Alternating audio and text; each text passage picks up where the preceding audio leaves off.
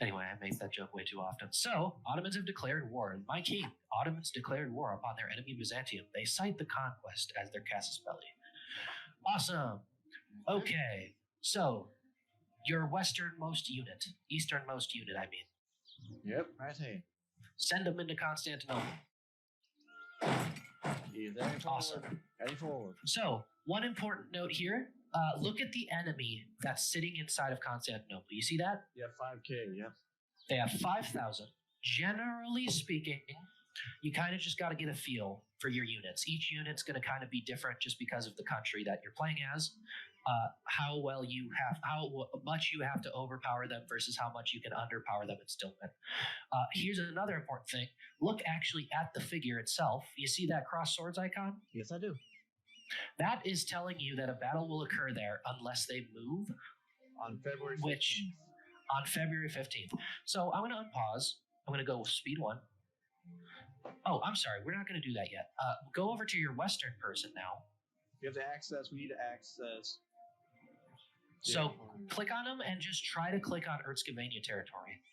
Right click on it, I mean. Right click on their territory. Capital has a capital fort.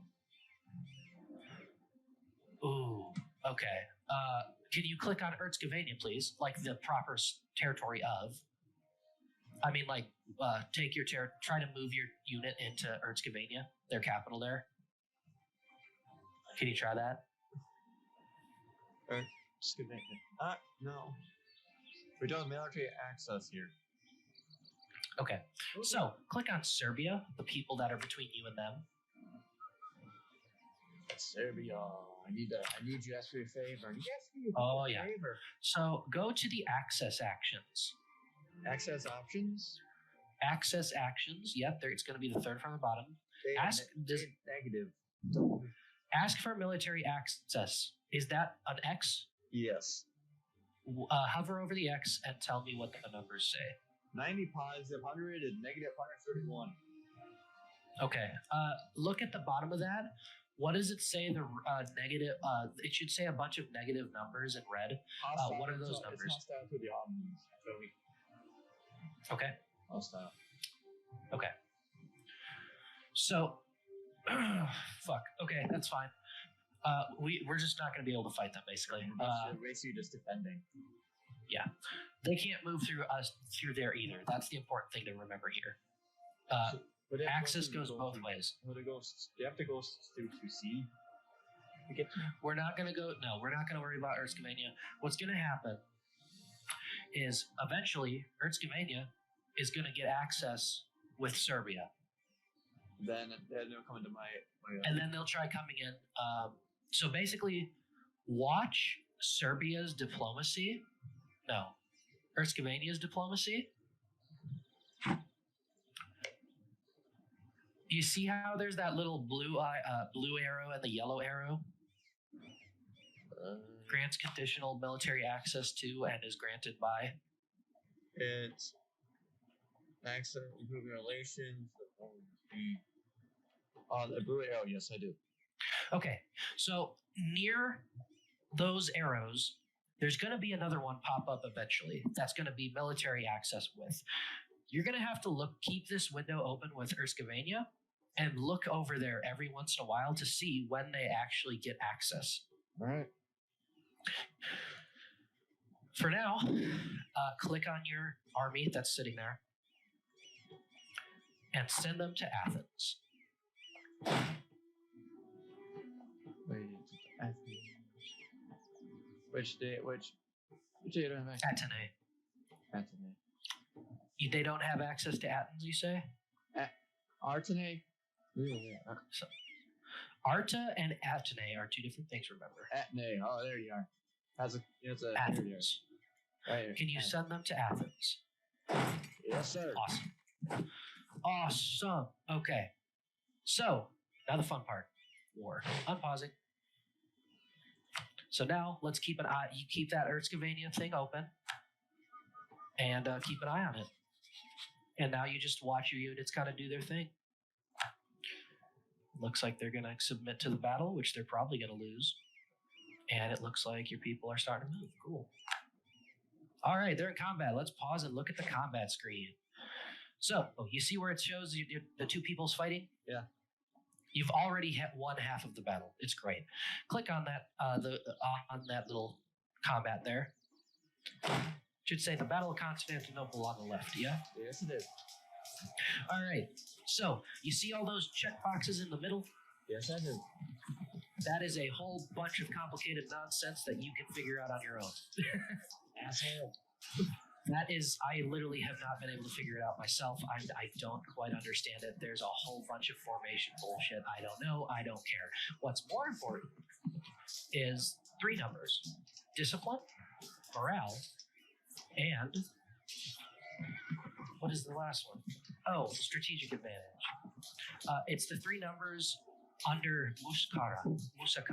You see that? It should be 105, 2.7, and 0.5. Yeah. All right, so you can look at those 3 numbers, compare them to the enemy's 3 numbers, and you can pretty well get an idea of how much stronger your units are than theirs. So yours are better. Not by an insane margin, but enough. So you could probably have, like, if you have your normal 16 stack, you could probably be attacked by like a 17 stack and still win, depending on the environment. So the other important thing here, obviously, are the morale bars. Those are the health bars. And up in the top left of that section, you see that little flag with a cross through it next to Battle of Constantinople. Hover over that. Retreat. Yes. May not retreat until the 27th of February. It is not possible, nor would it be honorable, to retreat from a battle in the first 12 days. Now, that's important. If someone loses within the first 12 days of battle, usually due to overwhelming forces, or from just being incredibly weak, they die. Their entire army concedes and gives up and leaves the game. Yeah. It's called stack wiping. That's what you're aiming for, to completely eliminate that army. Otherwise, if they get defeated, but it's past the 12-day mark, they lose, you get war score, but they run away into their territory, and you can't hurt them until they get back into their territory. Technically, something you can do is actually just chase them into their territory, so the moment they get into their territory, you can insta-kill them. But regardless, they'll go running into their territory, they're going to sit on a spot in their territory, and they're going to wait for their manpower to come back, basically. Not a guarantee. That's just what generally happens. What they'll do guaranteedly is they run back to that location, uncontrollable, and then once they get to the location, it's controllable again. Most of the time, it's a good idea to let them sit there to rebuild from their manpower. But let's continue watching this battle. It's an important one. Hey, look at that. Hey, look at that. So the only thing that really matters here is 2 things. One, the war score. So it says plus 5.4 war score. That's kind of important, but not super important. And secondly, you see how it says 3,000 minus 3,000? Yep. Telling you that it's stack wiped. 0 alive at the end of the battle. You can kind of see that. Yeah, it'll do. That's basically the easy way to tell that they are dead and gone. And they would have to spend the money to rebuild an entire army just to get them back. So press OK on that whenever you're done. And look at that. Your people now are sitting on top of Constantinople, so they're going to have to siege that. So let's unpause for another second. Let's take a peek over at Herzegovina, actually, to make sure they didn't do the sneaky sneak. Cool, they did. Let's continue. Unpaused. Let's see if it does the thing that it needs to do. Please. Oh, it is. Okay. So click on Constantinople as a territory. Click. It should bring up Siege of Constantinople. Yep, it does. Yes? Yeah. Awesome. Next to your army, there should be a percentage there, right? Negative 71? Yep, it did. Yep, it is. Okay. So that percentage is how likely The territory will concede, instantly lose. Right. This is a really big fort. It's historically a huge fort, really defensible. This is going to take a minute. You see that little green bar or some sort of colored bar next to your morale bar? Yep, I do. So that's how long it takes between sieges, basically. Your people are just going to continuously siege over and over again. If you want to be in the siege view and hover over that negative 71%.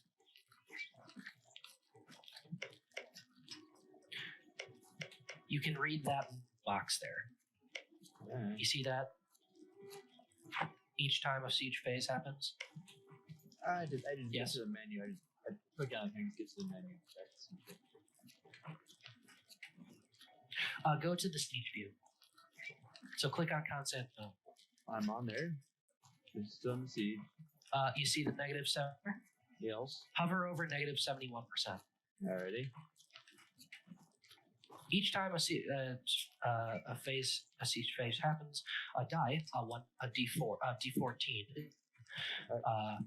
Basically, you can see there the breakdown, what the chances are of each thing happening there. You can look up on your own time. Each thing has a different outcome. The big one that matters is surrender. Right now, it's going to take a minute to get to that because it's a very well-defended siege. Yeah, it's going to take a minute.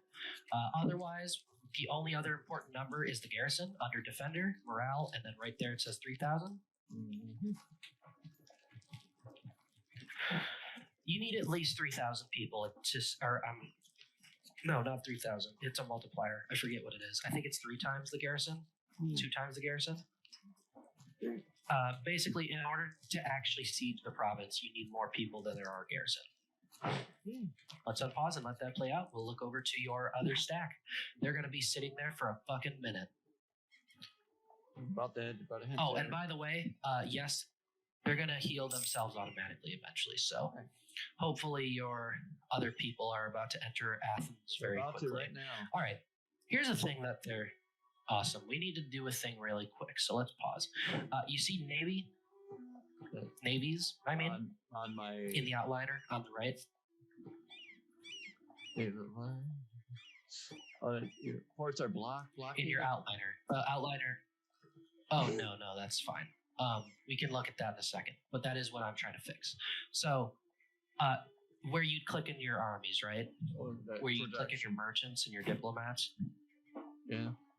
Navies, yes. The outliner, that's your outliner. I'm going to refer to it as that, by the way. So click into your top navy. That'll be 19. Yes. Okay. So this is the breakdown of navies. There are 4 types of ships, generally. These types of ships can vary a little bit, but through the time. But honestly, all we have to care about is the fact that there are heavy ships. There are trade ships in order here. You can see the numbers. Heavy ships, light ships, galleys, and transports. Yep. So, quick rundown on how that works. Heavy ships, heavy fucking bulky ships. They're slow, but they hit like a truck. Light ships, not very good for combat. They're trading ships generally, or explorers. So you don't usually want to make a navy out of those unless you're specifically using them for trading. Galleys, this is what you're going to use. You're going to use a fuck ton of galleys until you can afford heavy ships. Galleys are ships that use oars in the general sense. They are very good in what's considered inland seas. All of the Mediterranean and the Black Sea counts as inland seas. Since you are very rarely going to go outside of the Mediterranean, you're going to focus on galleys because galleys are more efficient in inland seas. Now, I believe that a galley in an inland sea is still slightly less effective than one heavy ship anywhere, but they get the job done. They're useful. Then the last one, transports. These have fucking not great combat ability, but they can still kind of hold their own. The important thing is that these can pick up your units and move them across the sea. To get to the enemy. They definitely need to be defended. So this is how you do like naval invasions, basically. But we can get into that later. You do not need to do that here. What's more important is please tell me how many heavy ships, light ships, galleys, and transports are in that navy? 0 heavy and light, 7 galley, and 12 transport in that fleet. Okay. How many navies do you have right now? 2. 19 and 3, that's it. Okay, what's the second? What's the second one, though? What's in the second one, I mean? 3 lights, that's it.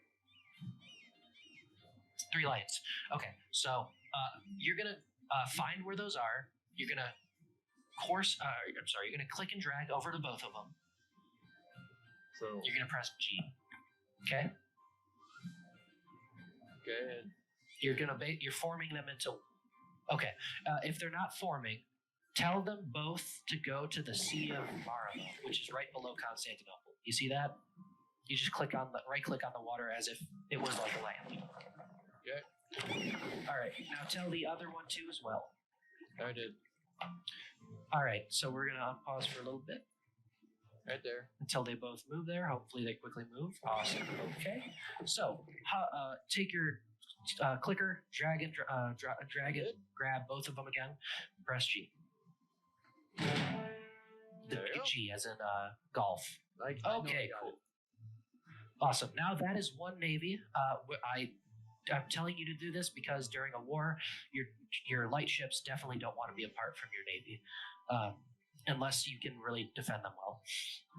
If you're just sit there, they're going to come to you apparently. So we're going to let them. As you can see, under Sea of Marama, there's a little symbol there. That's an anchor with swords behind it. That's a battle will begin here. Same thing as the other one, basically. So we're just going to unpause and let them come to you first. Hello? I'm going Where'd to they war go? with the other ones now. Are you fighting them? I'm under siege now. I'm doing the siege on the other one. On Athens? Cool. All right, so yeah, that's negative 49. That'll also take a hot minute. I can't see the siege of Constantinople, which is annoying. Awesome. So you should have won that battle, correct? Awesome. War score is 0.25. Awesome. How many captured ships does it say? I have 0. Awesome. That's fine. So captured ships is the part that's most important there. Generally, if you win, you don't usually have a lot of casualties. They also just went straight into another battle with you. So cool. All right. Take your navy and tell them to go to the Aegean Sea. Right there. Directly to the west. And put them into them. All right, yeah, they're going to run away. That's fine. That's expected. You just want to control that water area because that's where you have to move around a lot. Now is the fun part of war, sitting around and waiting for sieges to end. Take a peek over at Herzegovina just to make sure they haven't done anything. They have. Awesome. Okay. So, as soon as we finish... Oh, very cool. That's lucky. That doesn't usually happen until artillery happens. So that's lucky. As soon as one of these finishes, it's because you're doing a naval blockade. That's right. So if you are besieging a fort, which is what you're doing right now, having ships in the water around that province, as you can see by those little hash marks kind of around the province, right? Yeah. That increases. Oh, that's a. What's the 2 again? They have a point. You lose military power, 50 military power, and Oregon you lose 10 prestige. But I'd lose the prestige. Don't lose the military power. You can get back prestige way easier. That's gone. Cool. All right. So as soon as it looks like Athens is going to be the first one for you to finish, yeah, by a long shot probably. We're going to have them, after that's done, move over and attack Herzegovina. Okay? Right. So as soon as, just keep an eye out on the Serbian border, make sure they don't come in, and just tell me when the sieges are done, okay? Grants conditional military access to Athens, Batasia, and Ottomans too. So the Athens has access to now. So here's the important thing here. Yeah, all of them have access to Serbia now. If you click on Serbia's diplomacy, you can see that because grants military access to Herzegovina, which means that Herzegovina asked for military access as they inevitably were going to. So as soon as that southwest or the siege of Athens is done, we'll be cleaning that up.